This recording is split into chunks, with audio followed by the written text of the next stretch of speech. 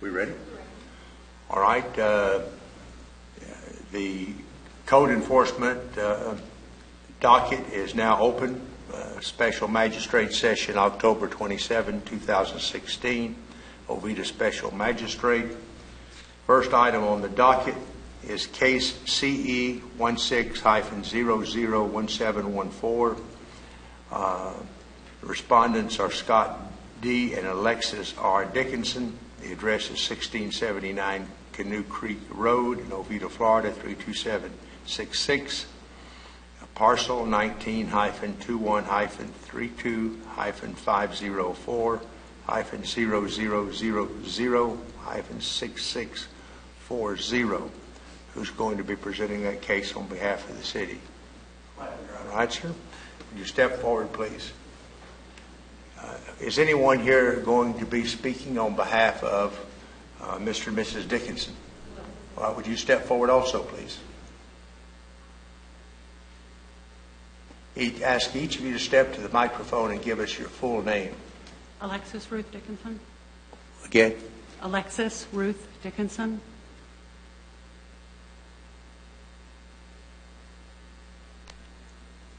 And for the city? David Stevens. All right, would you both raise your right hand? Do you solemnly affirm that the testimony you shall give today shall be the whole truth, and nothing but the truth? Yes. All right. We'll start with Mr. Stevens. Would you present your case for the city, and then Ms. Dickinson, you'll have your opportunity to say whatever you want to say. Okay, go ahead, Mr. Stevens. Thank you, Your Honor. Good morning. Dave Stevens representing the city regarding case CE 16-001714 of 1679 Canoe Creek Road, Oviedo, Florida 32765. The violation code is in the Code of Ordinances 50.49. This is vehicles on the public right-of-way. Ms. Dickinson, feel free to sit down. Maybe a minute or so. Okay, go ahead, Mr. Stevens. I have a packet of 14 pages for Your Honor. May I approach the bench? Yes, please. Yes. Have you shown those to Ms. Dickinson? Yes, sir. All right. And again, how many pages, sir? 14, sir.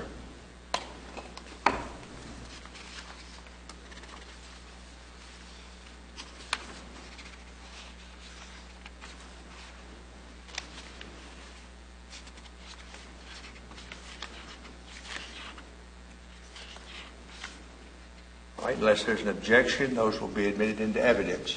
Any objection, Ms. Dickinson? All right, that will be admitted into evidence as the city's exhibit. All right, go ahead. All right, Your Honor. The first page is, in fact, a complete printout of the Code of Ordinances 50.49.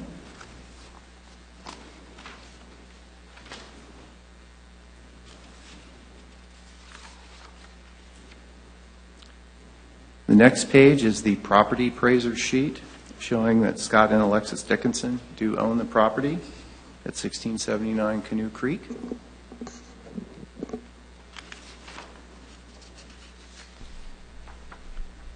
On July 9th, 2015, we responded to a complaint about a boat parked in the street. That is the first picture that you see.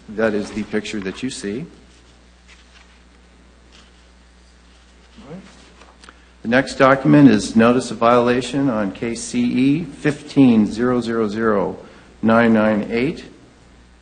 This, if you would look at the corrective action of this Notice of Violation, to remove the boat and trailer from the street upon receipt and cease parking the boat and the trailer in the street in the future. Also at the bottom, pursuant to Florida Statute 16206, if the violation reoccurs or if the violation is not corrected by the time specified for correction by the code inspector, the case may be presented to the special magistrate even if the violation has been corrected prior to the hearing. When was the first photograph taken here? Are they that was on sequence? the 9th. What's that? That was on the 9th, sir. Okay. Okay, go ahead. Mm-hmm. Next document is the certified mail receipt. I noticed the letter's dated 2015. Is that correct? That's correct. Okay, go ahead. Okay, so certified mail receipt. The next is the signed returned green card.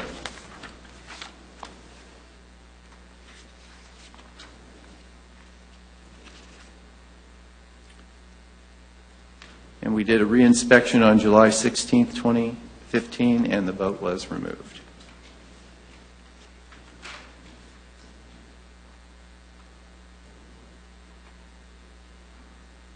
Again, that was 2015. Yes, sir. Okay. Next picture. This starts out, we received a complaint on September 14th, 2016 regarding boat parking in the street. This is a new complaint. This is a new complaint, Your Honor. Okay. And the first picture shows the license. And the next picture shows the picture of the boat in front of the property. All right. All right. And again, this photograph was taken on the 14th? Or Yes. All right. The next is the David report showing ownership of the boat at that property address.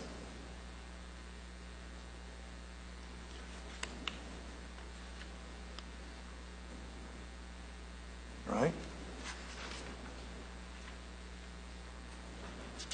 The next document is the affidavit of violation request for hearing sent on the 20th.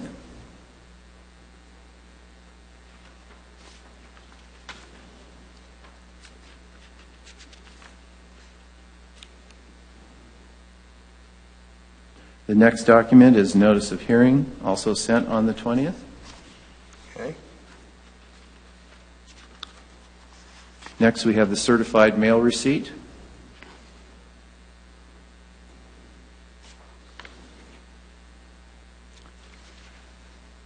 Next is the USPS tracking.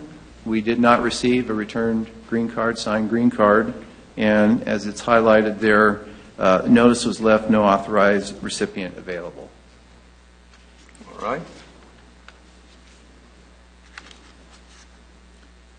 According to FS 162, we then posted the property, City Hall, and sent first-class mail on September 28th. All right. Well, I'm going to find as a threshold matter that all the statutory and code notices required by law have been complied with. Anything else you want to present? No, sir. The last one was affidavit of service, and as of this morning at 8:20, the boat was not to be found. It was not at residence. All right. Ms. Dickinson, your turn.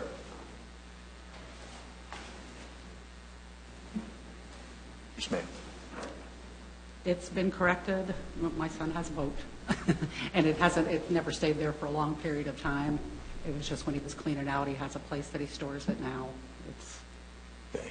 Well, apparently, the only thing that troubles me, apparently this happened in 2015. It was corrected for a time, and now 2016, we're having the same problem. It was back for about a week while he was waiting for a cover that he had ordered for it.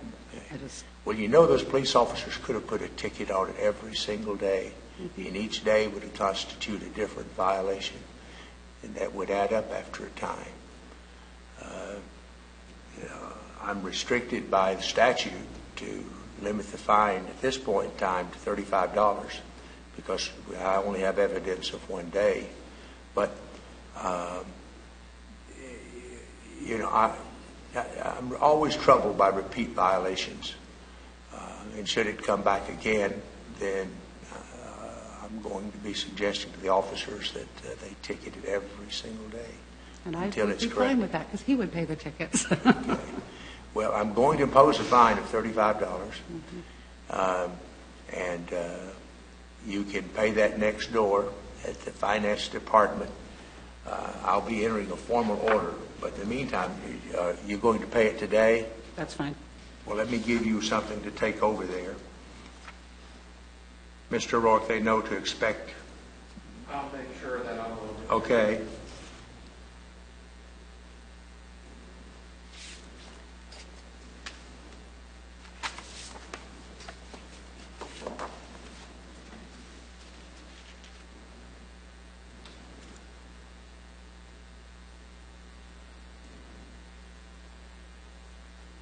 give you something to take over there.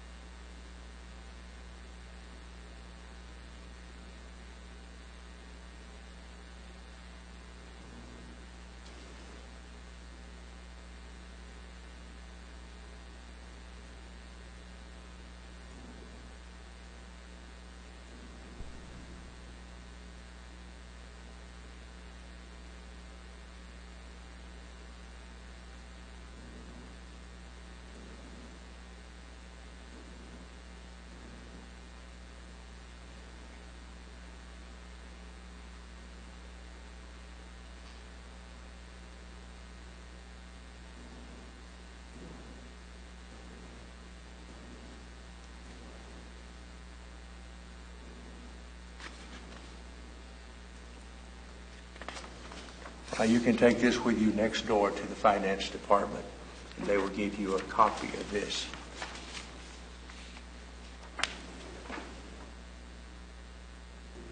Right. Thank you, Ms. Dickinson. Can I just ask a quick question? Sure. If he, and I don't know if this probably should be directed to you, is there, because there are times when he'll bring it to the house to work on it or something. I mean, if it's there, it's not an uncommon thing in our neighborhood for people to park. It's just I have a neighbor that like to be a little difficult. But, I mean, if he brings it over for, if it's less than 24 hours and takes it back, is there a, you know, I mean, I don't want him to get ticketed if he's just bringing it over to work on it or clean it out before he takes it to storage. He has a place where he's storing it, so that part is taken care of. Keeping in mind that the code says you cannot park that on the street or a driveway, whatever. We do try to work with the public. We do try to show a little flex and some reason. If we see it on a Friday afternoon, we're thinking they're loading up, they're going to go out for the weekend. If we see it there on Monday morning, chances are they're unloading the boat, unloading whatever. Past that, no. Perfect. Answers my Please question. understand from my perspective, if you're cited, my role is to apply the law as it's written. And the law makes no exception that I can read in it for temporary parking. So, you know, that's between you and the city if they want to carve out some special dispensation. But if it comes back before me, I'm going to have no choice but to impose a fine. Right. Understandable. John Massey. Yes. I'm Jim Royal, I'm also a code enforcement officer. What we tell you is code enforcement policy is not necessarily standard police department. The police officer drives by, whether or not you're remote or unloading, he's perfectly willing to give you a ticket. We have no control over that. We try to use our own judgment. We see things, we see extension courts when there's something that's risk. But when it gets excessive, whenever that's the whole one step in. But a police officer, not under those same constraints, they can do a ticket. So we can't answer for that. Okay. Thank you very much. Mr. O'Rourke will be going over there with you, sort of walk you through the.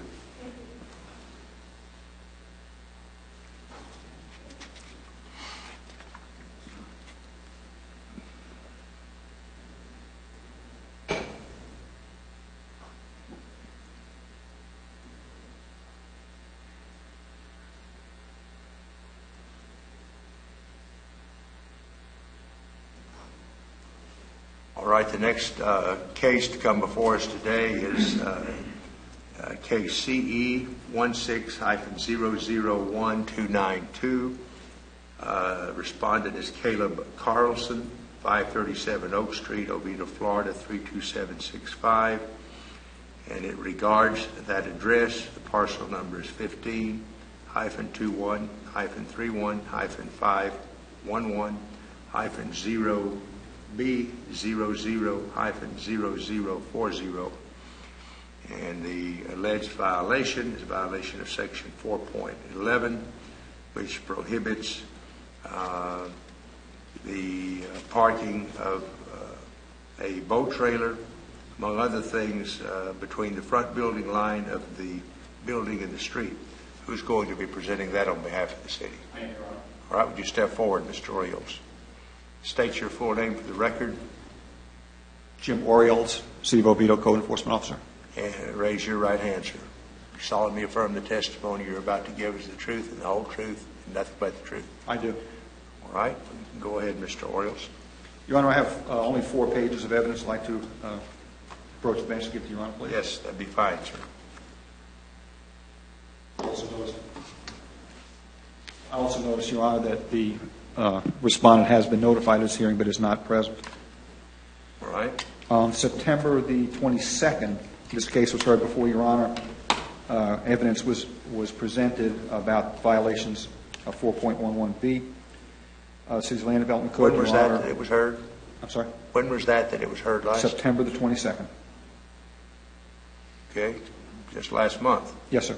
Your Honor found that the property was in fact in violation, ordered the respondent to pay a $1,000 fine. In addition to the fine set forth, the respondent shall remove the jet ski by midnight October 6th, and should the respondent fail to do so, commencing October 7th, shall pay a fine of $50 per day for each day the violation shall continue. This basically, Your Honor, is a Massey hearing to give the respondent his opportunity to refute that the boat was in fact still there. Your Honor gave them till midnight of October 6th. October 7th was Hurricane Matthew. There was a mandatory curfew for the County of Seminole. We didn't work on October the 7th, so we could not inspect the property on October the 7th. The 8th and 9th was Saturday and Sunday, which we normally don't work, so we could not inspect the property on Saturday or Sunday.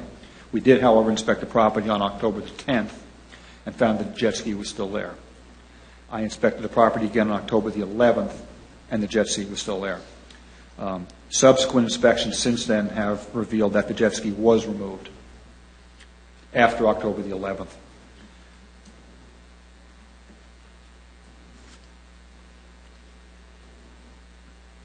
So October 10th and October the 11th, it was still there? Yes, sir. When was the last inspection? October the 11th. Oh, I'm sorry. The last inspection was this morning. It was no longer there. Okay, 10/27.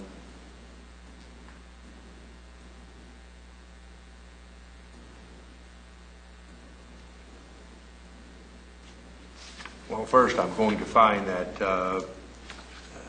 Mr. Carlson has been properly served with notice of the hearing. I do not see that him or any representative in attendance today. As I recall, they didn't show up at the last hearing. No, sir, they did not.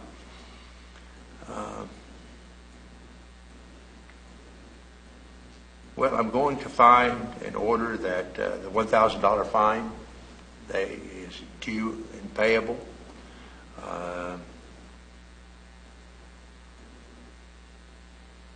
And I forget, how much did I fine them before per day? 50. You said if it was not corrected by midnight of October the 6th, that it would be a $50 per day fine for each and every day it was in violation. All right.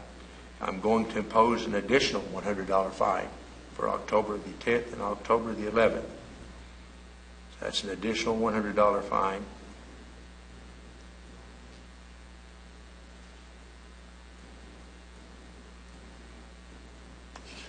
Have they ever contacted the city to give you any explanation? Or No explanation. He called after they received the finding of fact, conclusions of law and order. He called and said he was didn't understand, didn't realize that he would be fined that heavily, and he said he just put things off. And then I approached the residents on October 10th and explained to them the gravity of the situation. Not only was there a $1,000 fine had already been imposed, and I told them that was set in stone, that was done. Yeah. But there was an additional $50 a day fine for each and every day that the thing was there. And the young lady who I spoke to said that she was going to call the property owner and advise him, but he was just kind of irresponsible. He just let things go. That was Okay. my only explanation. Well, so in addition to the $1,000 fine, they now owe an additional $100 for an additional 2 days of violation. Yes, sir. And I will enter an order accordingly. Thank you, sir. Anything else to come before the magistrate today? No, sir. All right. Not hearing anything else to come before us today, we will adjourn. Thank you, ladies and gentlemen. Thank you, sir. Thank you, sir. I'll prepare the orders and get them over to Ms.